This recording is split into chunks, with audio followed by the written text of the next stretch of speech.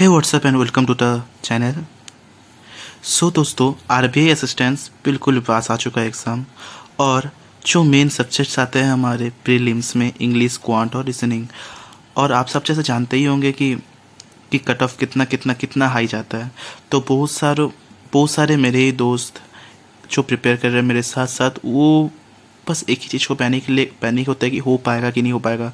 देखिए दोस्तों, इतना तो मुझे नहीं पता हो पाएगा या फिर नहीं हो पाएगा, लेकिन इतना ज़रूर पता है कि कोशिश कीजिए। कोशिश करना हमारा काम है। जैसे कि कट ऑफ अप्रॉक्सीमेट बात करूँ तो 90 to 95 के अंदर रहता है कट ऑफ आउट ऑफ 100 में। ठीक है, कोई भी बात नहीं। आप आरपीआई असिस्टेंट का कोई भी एक प्री का मॉक दीजिए। क्वेश्चंस हैवी इजी आते हैं, बहुत ईजी आते हैं। तो आप इसमें आराम से आप 30+ मार्क्स कर लेंगे आउट ऑफ 35। इसमें भी आप आराम से 30+ मार्क्स कर लेंगे 35। लेकिन बहुत सारे स्टूडेंट्स का ये टेंशन रहता है कि इंग्लिश का कैसे करेंगे। देखिए, चीज़ों को सिंपल रखिए। सिंपल रखने से सब कुछ होगा। सिंपल रखिए इन द सेंस, इंग्लिश में सिर्फ 4 चीज़ें आती है। ये 4: रीडिंग कॉम्प्रेशन, पारा चंबल, एरर डिटेक्शन और क्लोज टेस्ट। बस ये 4 चीज़ें ही आती है इंग्लिश में। आप अभी से जितना भी दिन बचा है, 30 दिन अप्रॉक्स, हर रोज़ एक एक सेट लगाना शुरू कर दीजिए। ये तो एक एक सेट लगाइए ही लगाइए। और साथ में एक तो सेक्शनल मॉक भी दीजिए इसका। और लास्ट में एक तो इस सब कुछ करने के बाद एक तो फुल मॉक भी दे देंगे। तो आपका इंग्लिश का भी टेंशन धीरे धीरे कम होते रहेगा। हाँ, सबसे ज़्यादा तो दिक्कत करता है एरर डिटेक्शन। बहुत सारे बच्चों का ग्रामर वीक होता है। देखिए, ग्रामर से 5 मार्क्स का आता है, बाकी सब मिला के, ये चारों मिला के आपका 25 मार्क्स के आते हैं। रीडिंग कंप्रेशन अकेले 10 मार्क्स का आता है। पारा चंबल अगर आया तो 5 मार्क्स का आएगा। क्लोज टेस्ट 6 to 8 मार्क्स का आ जाएगा।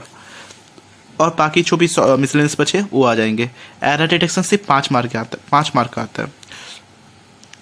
सो इंग्लिश का अगर डर है तो इसको थोड़ा इसी कीजिए और बहुत कम कीजिए, लेकिन अच्छे से कीजिए। उसके बाद क्वांट की बात करूं तो सबसे पहला इंपॉर्टेंस एरिथमेटिक को दीजिए। अगर आपका एरिथमेटिक वीक है तो अभी से आप रेगुलर बेसिस पे हर एक चैप्टर का कॉन्सेप्ट सीखिए। और उसके साथ साथ हर एक चैप्टर से 3 क्वेश्चन लगाइए। तो आप अगर टोटल 10 चैप्टर्स के भी 3 क्वेश्चन लगाएंगे तो रोज आप 30 क्वेश्चन कर लेंगे। तो आने वाले 30 दिनों में आप टोटल 900 क्वेश्चंस कर लेंगे, जिससे आपको एक कॉन्फिडेंस मिलेगा कि हाँ, मैंने किया हुआ है अरिथमेटिक भी। आप बिलीव नहीं करेंगे, अरिथमेटिक 10 to 15 मार्क्स ही अकेले कैरी कर लेगा। Out of 35 10 to 15 marks. अगर 10 मार्क्स का आता है तो अच्छा है, लेकिन अगर 15 मार्क्स का आएगा तो अप्रॉक्सीमेटली 50 के आसपास का परसेंटेज ही कैरी करता है arithmetic. Number system, wrong number system, ये दोनों इजी आते हैं, लेकिन इनका प्रैक्टिस रेगुलर चाहिए। क्योंकि उस टाइम प्रेशर के टाइम पे चाहे हमको मतलब लॉजिक पकड़ में ना आए तो मुश्किल हो जाता है। तो आप डेली 5 कीजिए इसका भी। DI बहुत इजी आता है, सिर्फ 1 सेट ही आता है। मॉक में भी आप देख सकते हैं कि सिर्फ 1 सेट ही आता है। DI में कोई बच्चा भी कर लेगा। हाँ, लेकिन आप स्पीड बढ़ाने के लिए प्रैक्टिस कर सकते हैं। इसके बाद सिंप्लीफिकेशन, अप्रोक्सीमेशन, ये भी 15 मार्क्स का आता है। अगर ये 15 आया तो ये 10 आएगा, अगर ये 15 आया तो ये 10 आएगा। ओके।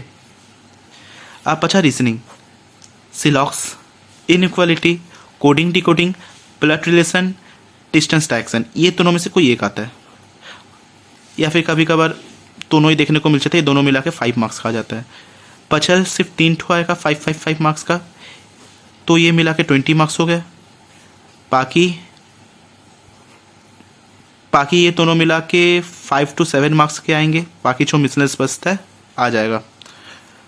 उसके बाद करंट अफेयर को तो दोस्तों आपको तो रेगुलर ही पढ़ना है। बिल्कुल से करंट अफेयर आपको रेगुलर पढ़ना है। और क्योंकि प्री अगर आपका निकलता है तो तुरंत ही 10 दिन 15 दिन के बाद मेंस हो जाता है, आपको पता है। तो करंट अफेयर को तो हम नेगलेक्ट नहीं कर सकते। और तो चीज़ बता दे रहा हूँ कि अगर जैसे कि आप मेंस देते होंगे तो आपको पता होगा कि मेंस, अगर मैं पीओ लेवल की बात करूँ, कोई भी एग्जाम का पीओ लेवल की बात करूँ ना, तो मेंस में मैथ और रीजनिंग में, क्वांट और रीजनिंग में मार्क्स सिक्योर करना बहुत ही टफ रहता है। इवन कि वो चीज़ें आपको आती होंगी नहीं आती होंगी, गलत भी हो जाता है। तो आपका जो मेन मार्क्स होता है ना, वो आपका इंग्लिश सेक्शन ही देता है और करंट अफेयर सेक्शन देता है। तो कोशिश करिए इंग्लिश और करंट अफेयर को ज़्यादा करने का, मतलब खुद को कंफर्टेबल बना दीजिए इंग्लिश को। आपको टेली के टेली एडिटोरियल बनना है, एडिटोरियल से फोकैब याद कर। अब देखिए फोकैब का भी बहुत टेंशन होता है कि फोकैब को किस तरीके से याद करे, कुछ नहीं, कोई दिक्कत ही नहीं है फोकैब को याद करने के लिए। आप एडिटोरियल पढ़िए, एक दिन में सिर्फ 5 वर्ड्स याद रखिए, सिर्फ 5 वर्ड्स। नहीं करना भाई 20 वर्ड हमको याद, लेकिन 5 वर्ड तो कर सकते हैं, 5 वर्ड तो याद कर सकते हैं एक दिन में। और 5 वर्ड को 3 बार रिपीट करते रहिए, बोलते रहिए। आप खाना खा रहे हैं बोलते रहिए, आप कहीं जा रहे हैं रास्ते में बोलते रहिए, ठीक है। क्योंकि हम अगर बैंकिंग में हमको जॉब चाहिए, बैंक में अगर हमको जॉब चाहिए, तो English section, current affair section बहुत ज़्यादा मायने रखता है। ये दोनों मिला के लगभग 80 मार्क्स का पेपर आता है आउट ऑफ 200। और कट ऑफ कितना चाहता है? 100। मतलब 100 चाहिए हमको। अगर 100 आ गया तो हमारा सिलेक्शन पक्का हो जाता है एक तरीके से देखने से, क्योंकि कट ऑफ कितना चाहता है? 80 जाता है, कट ऑफ 80 के आसपास ही जाता है। 100 आ गया तो परमानेंट पक्का, मतलब रिजल्ट आया तो हम सिलेक्शन की तरफ आंख मूंद करके भरोसा कर सकते हैं। और इंग्लिश और करंट अफेयर ही 80 मार्क्स के आ जाते हैं। तो अगर ये दोनों में से हम 60 मार्क्स लाते हैं ना, तो एक तरफा गेम खेल जाएंगे हम लोग। तो बहुत इंपॉर्टेंट हो जाता है इंग्लिश और करंट अफेयर। ये दोनों को आपको रेगुलर करना है। जितना भी दोनों को टाइम देंगे उतना आपका इसी होते रहेगा। बस इस वीडियो में मैं यही बताना चाहता था। Thank you. अगर आपको ये वीडियो अच्छा लगे तो आप लाइक, शेयर एंड सब्सक्राइब कर देंगे। Thank you so much.